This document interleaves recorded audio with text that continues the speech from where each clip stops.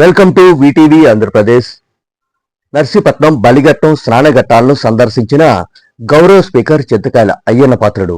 ఫిబ్రవరి 26 శివరాత్రి సందర్భంగా బలిఘట్టం ప్రాంతంలోని స్నానఘట్టాలు మరియు పరిసర ప్రాంతాలను స్పీకర్ అయ్యన్న పాత్రుడు సందర్శించారు. 26, 27, 28వ తేదీల్లో నర్సీపట్నం పరిసర ప్రాంతాల నుండి అధిక సంఖ్యలో భక్తులు స్నానాలను ఆచరించడానికి వచ్చే అవకాశం ఉన్నందున వారికి ఎటువంటి ఇబ్బందులు కలగకుండా ఏర్పాట్లు చేయాలని, పోలీస్ బందోబస్తును ఏర్పాటు చేయాలని పట్టణ సిఐ గోవిందరావును సూచించారు. ఈ సందర్భంగా స్పీకర్ అయ్యన్న పాత్రుడు మీడియాతో మాట్లాడుతూ మహాశివరాత్రి హిందువులకు పవిత్రమైన రోజు అని పేర్కొన్నారు. నర్సీపట్నం ఉత్తరవాహిని దక్షిణ కాశీగా పిలవడం జరుగుతుందని, పూర్వం నుండి పెద్దలు ఇక్కడ స్నానం చేసి శివాలయంలో ప్రత్యేక పూజలు నిర్వహించడం ఆనవాయితీగా కొనసాగుతుందని ఆయన తెలిపారు.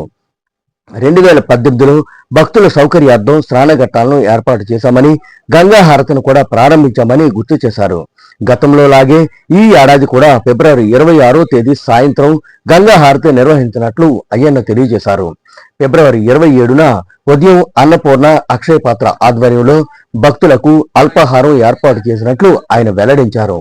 ఈ సందర్భంగా ఆయన మాట్లాడుతూ, శివరాత్రి అంటే మన హిందువులందరికీ కూడా పవిత్రమైన రోజు.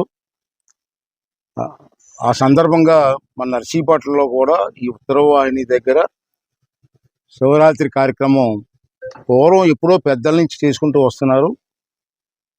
నాకు తెలిసిన తర్వాత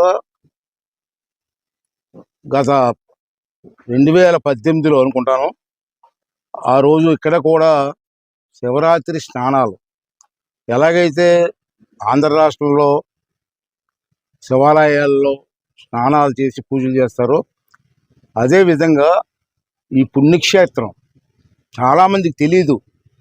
పెద్దలందరూ ఇప్పుడు లేదు, చాలామంది పెద్దలు చనిపోయారు. ఇప్పుడున్న తరం, కొత్త తరం వారికి ఈ క్షేత్రం గురించి తెలియదు అసలు. ఇందాక మన వీడియోలో చూసినట్టు దీన్ని కాశీతో పోలుస్తాం. దక్షిణ కాశీ అంటారు మన పూర్వం పెద్దలు. ఇప్పుడు ఈ కుర్రవాళ్ళు ఎవరికి దీని గురించి హిస్టరీ తెలీదు. టీవీలో చూస్తే అంతా అర్థమవుతుంది. అంటే ఇటువంటి పుణ్యక్షేత్రాన్ని కొన్నాళ్ళ బట్టి నిర్లక్ష్యం చేస్తే 2018లో మళ్ళీ ఇక్కడ ఘాట్ కట్టి ఇక్కడ మళ్ళీ నేను రాజమండ్రిలో చూశాను పుష్కరాలకి ఆరతి ఇవ్వడం. అది చూసిన తర్వాత ఇక్కడ కూడా ఆరతి ఇస్తే బాగుంటుందని చెప్పి వాళ్ళు రోజు అనుకొని 2018లో ఆరతి ఇచ్చే కార్యక్రమం పెట్టాం. బ్రహ్మాండంగా భక్తులందరూ వచ్చి ఆనందించారు. తర్వాత మధ్యకాలంలో ప్రభుత్వం మారింది, ఎవరు పట్టించుకోలేదు. అంచేది మళ్ళీ మన ప్రభుత్వం ఇక్కడ వచ్చింది కాబట్టి, కొత్త ప్రభుత్వం వచ్చింది కాబట్టి ఈ ప్రభుత్వంలో మళ్ళీ పూర్వం మాదిరిగా ఈ కార్యక్రమాన్ని చేయాలని చెప్పి ఒక ఆలోచనతోటి మళ్ళీ ఈ సంవత్సరం ఇక్కడ ఆరతి ఇవ్వాలని భక్తులందరూ కూడా పూర్వ వైభవంగా ఇక్కడికి వచ్చి స్నానాలు చేసి శివుని దర్శించి వారి ఆశీర్వాదం తీసుకునే ఉద్దేశంతో మళ్ళీ ఈ సంవత్సరం కూడా భారీ ఎత్తున ఏర్పాటు చేస్తున్నాం. అంచేత భక్తులందరినీ కోరేది ఏంటంటే 26 శివరాత్రి రోజున సాయంత్రం హారతి ఇచ్చే కార్యక్రమం ఉంది. ఇంచుమించు సాయంత్రం 5, 6 చీకటి పడిన తర్వాత ఆ కార్యక్రమానికి భక్తులందరూ, శివభక్తులు అందరూ వచ్చి పుణ్యమైన రోజు కాబట్టి హారతిని వీక్షించి స్వామివారి ఆశీర్వాదం తీసుకొని భక్తులందరూ రావాలని చెప్పి కోరుకుంటున్నాను.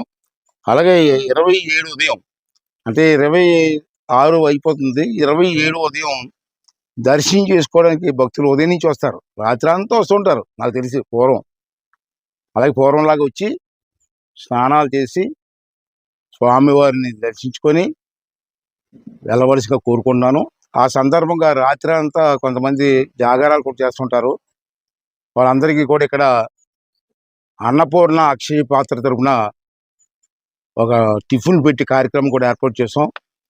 ఆ ఉదయం స్నానం చేసి వెళ్ళిపోయేటప్పుడు టిఫిన్ చేసి కూడా వెళ్ళడానికి ఏర్పాట్లు చేస్తాను. అలాగే మరి ఎప్పటి నుంచో పూర్వం నుంచి కూడా ఇక్కడ పాకలపాడు గురువు గారి ఆశ్రమం ఉంది. ఆ భక్తులు కూడా చాలామంది ఉన్నారు. ఇప్పుడే కాదు, ప్రతి కార్యక్రమానికి కూడా వాళ్ళు అన్నదానం చేస్తూ ఉంటారు. అలాగే ఈ కార్యక్రమానికి కూడా 26, 27 తర్వాత 3 రోజులు అన్నారు. ఈ 26, 27, 28 కూడా అన్నారు. ఆ 3 రోజులు కూడా పాకలపాడు గురువు గారి ఆశ్రమంలో రోజుకి సుమారు 7-8 వేల మందికి భోజనాలు పెట్టే కార్యక్రమాన్ని కూడా వారు ఏర్పాటు చేశారు. అంచేత వాళ్ళందరూ కూడా భక్తులందరూ కూడా తప్పనిసరిగా వచ్చి ఈ ఎంతో పుణ్యక్షేత్రం మంది పూర్వ వైభవం తీసుకురావడం కోసం అందరూ వచ్చి ఈ కార్యక్రమాన్ని విజయవంతం చేయవలసిందిగా కోరుకున్నాను. అలాగే అన్నవరం దేవస్థానం వారు మరి ఇక్కడ మన దక్షిణామూర్తి గుడి కట్టాం మనం. దాన్ని అన్నవరం దేవస్థానానికి దత్తత ఇచ్చాం.